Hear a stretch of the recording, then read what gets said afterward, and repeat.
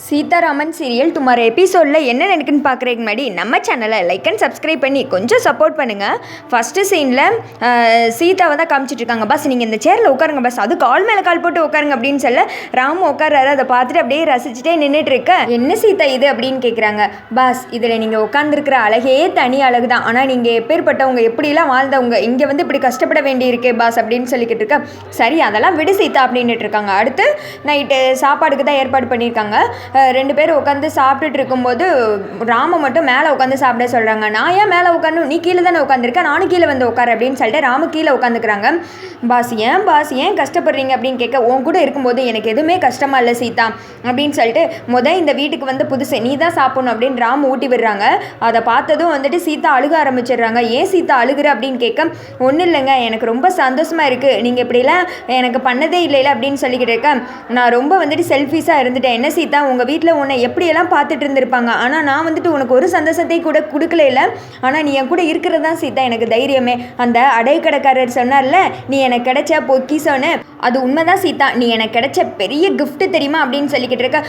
போதும் நீங்கள் என்ன புகழ்கிற அளவுக்குலாம் நான் ஒன்றும் அவ்வளோ ஒருத்தலாம் இல்லை, இது எனக்கு ரொம்ப ஓவர் தான் அப்படின்னு சொல்லிக்கிட்டு இருக்க.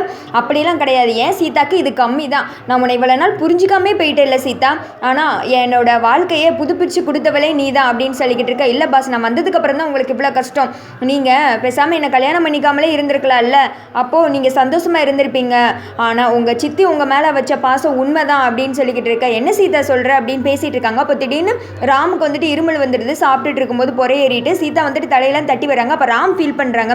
என்னாச்சு பாஸ் அப்படின்னு கேட்க, ஒன்றும் இல்லை, என் அம்மாவுக்கு அடுத்து நீ தான் என் மேலே ரொம்ப பாசம் வச்சிருக்க அப்படின்னு சொல்லிக்கிட்டு இருக்க. இல்லை பாஸ், உங்களை யாரோ நினைக்கிறாங்க, இப்போ கூட சொன்னல உங்கள் சித்தி தான் அப்படின்னு சொல்லிக்கிட்டு இருக்க. என்ன சீதா சொல்கிற அப்படின்றாங்க. ஆமாம், உங்கள் சித்தி உங்கள் மேலே ரொம்ப பாசம் வச்சுருக்காங்க பாஸ் அப்படின்னு சொல்ல. அது எனக்கும் தெரியும், அவங்க எங்களுக்காக பண்ண சாக்ரிஃபைஸ் ரொம்ப அதிகம் தான், ஆனால் அதையே அவங்க சொல்லி காமிச்சு எல்லாரும் அவங்க கண்ட்ரோலில் தான் இருக்கணும்னு நினைக்கிறது ரொம்ப தப்பு இல்லை சீதா, எல்லாருக்கும் ஒவ்வொரு மனசு இருக்குல்ல அப்படின்னு சொல்லிக்கிட்டு இருக்கா.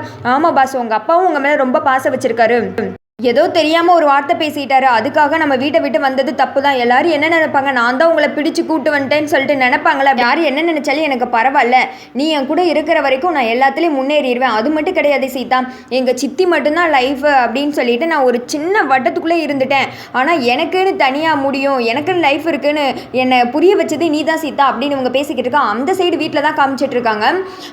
சேதுபதியும் மகாவும் தூங்கிட்டு இருக்க. சேதுபதி வந்துட்டு நைட்டு அழுதுட்டு இருக்காரு. மகா லைட்டை போட்டு என்னாச்சு எந்திரிங்க சேதுபதி அப்படின்னு கேட்க, ஒன்றும் இல்லை, ராம் என்ன செய்கிறானோ என்ன எதுன்னு தெரியல, எனக்கு ரொம்ப கஷ்டமாக இருக்குது, அவங்க ஃப்ரெண்ட்ஸ் எல்லாட்டையும் கால் பண்ணி பார்த்துட்டே அப்படின்னு சொல்ல, மகா சொல்கிறாங்க, நானும் அந்த தையக்காரி ஊர் சைடும் கால் பண்ணி பார்த்துட்டு அவங்க எங்கேயுமே போகல அப்படின்னு சொல்லிக்கிட்டு இருக்கேன், எங்கே தான் போயிருப்பாங்களோ தெரியல பாவம் அப்படின்னு சொல்லிக்கிட்டு இருக்க. சரி விடுங்க, அவங்ககிட்ட காசு இல்லை எதுவுமே இல்லை, மிஞ்சி போனால் ஒரு 3 நாள் தாக்கு பிடிப்பாங்க, அதுக்கடுத்து அந்த தையக்காரியை கூப்பிட்டுக்கிட்டு சித்தின்னு என்கிட்ட தான் வந்து நிற்பா, நீங்கள் அழுகாதீங்க அப்படின்னு சொல்லிக்கிட்டு இருக்க. அந்த தையக்காரியை கூப்பிட்டு வந்தாலும் பரவாயில்ல, என் மகன் என் வீட்டுக்கு வந்தாலே போதும் அப்படின்னு ஃபீல் பண்ணிக்கிட்டு இருக்காரு.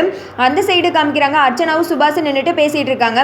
எங்க அந்த மகா அந்த துரைக்கிட்ட ஏதோ லாக் ஆகியிருக்காங்க, நம்மளை எல்லாத்தையும் ஆட்டி வைக்கிற அந்த மகா எதுக்கு துரையை பார்த்தா மட்டும் பயப்படணும், கண்டிப்பாக தெரியுது ஏதோ வந்துட்டு இருக்குங்க அப்படின்னு சொல்லிக்கிட்டு இருக்கேன்.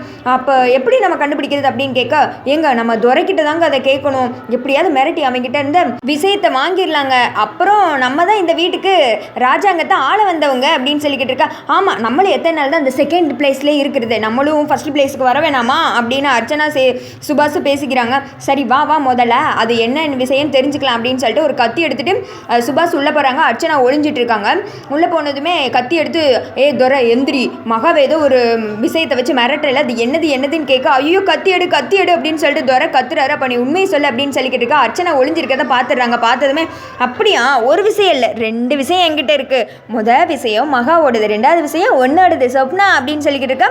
ஐயோ அதை மட்டும் சொல்லிடாத, இருந்தா நான் உன்னை மிரட்ட வந்தே நினச்சியா, கத்தி சும்மா டம்மி இந்தா வச்சுக்க அப்படின்னு சொல்லிட்டு போக, என்கிட்டே வா அப்படின்னு சொல்லிட்டு துரை அந்த திக்கம் பேசிகிட்டு இருக்காங்க. அப்புறம் ராம சீதாவை தான் காமிக்கிறாங்க. ராம் படுக்கிறதுக்கு மட்டும் சேலையெல்லாம் அதில் விரிச்சு போட்டு வச்சுருக்காங்க. சீதா மட்டும் சும்மா பாய் மட்டும் விரிச்சிருக்காங்க. அதை பார்த்தது ராம், எனக்கு மட்டும் இதுக்கு ஸ்பெஷல் அப்படின்னு கேட்க, நீங்களே இதில் படுத்தது இல்லை அப்படின்றாங்க. அப்போ நீ மட்டும் படுத்து பழக்கமா அப்படின்றாரு ராம. நான் ஊரில் இருக்கும்போதே படுத்திருக்கேன் பாஸ், அதெல்லாம் ஒரு காலம், அது மட்டும் கிடையாது, அம்மா அப்பா எனக்கு கால் கையெல்லாம் அமுக்கி விடுவாங்க தெரியுமா, அந்த வாழ்க்கையெல்லாம் இப்போ இல்லை, அவ்வளோதான் முடிஞ்சு போயிடுச்சு அப்படின்னு சோகமாக பேச, நான் தானே எல்லாத்துக்கும் காரணம், உன் லைஃபே பாழாக்கிட்டே அப்படின்றாங்க. பாஸ் அதெல்லாம் ஒன்றும் கிடையாது, சரி நீங்கள் தூங்குங்க அப்படின்றாங்க. நீ தூங்கு அப்படின்னு சொல்லி பேசிகிட்டு இருக்காங்க. அதோட பார்த்தீங்கன்னா இந்த எபிசோட் முடிஞ்சிடுது.